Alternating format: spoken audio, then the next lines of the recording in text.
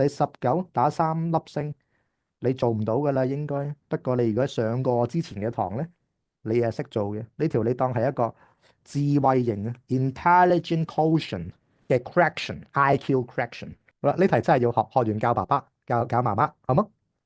嗱，原來咧，蘇 Sir 講過咧，你望住啦，望住呢幅圖，鋸齒形由個角落頭，嗱，你睇我紫色呢條，當有個喺長方形或者正方形嘅鋸齒形嘅時候咧，由角落頭去到角落頭呢啲鋸齒咧，黐住上邊條線嘅面積，黐住上邊條線嘅面積，即係呢啲，就會 exactly 等於黐住下邊條線嗰紮面積。明白嘅岌頭俾蘇 Sir 睇下先。好啦，如果你唔明，你畫多個呢個圖喺隔離。當你有個長方形，一齊畫啦。我哋畫個鋸齒啲，鋸齒多啲嘅。不過咧，就一定要喺角落頭開始同角落頭完嘅。咁呢個時候，你試下用兩隻顏色筆話俾我知邊個面積等於邊個面積咧？頭先蘇 Sir 講過，黐住下邊條線嘅面積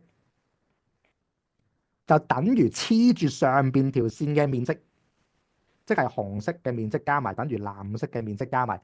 好，真係明嘅岌頭俾我睇下先。呢題係實考㗎，所以基於呢個原理之下咧，你就知道原來132呢個 cm square 就等於下邊橙色呢兩個三角形加埋。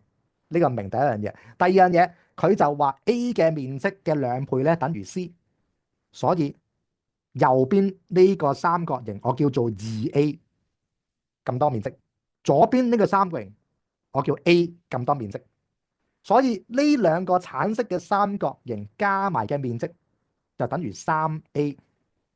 呢個明啦，蘋果定律，兩個蘋果加一個蘋果，哇，真係蘋果啦！而家 A for apple 就等於上邊黐住紅色線嗰個面積。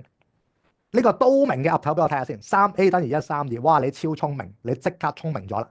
學咗呢個定律，再用 A 嚟取代呢個面積，咁再用 2A 嚟取代 C 呢個面積，再識埋 A 加 2A 等於 3A 呢個蘋果定律，再等於上邊嗰個三角形等於132。再學埋左邊除3，右邊除3 ，A 咧就等於44 cm square 啦。啱嘅舉手俾我睇下 ，yes 一下先，好勁！哇，點解咁多人得嘅？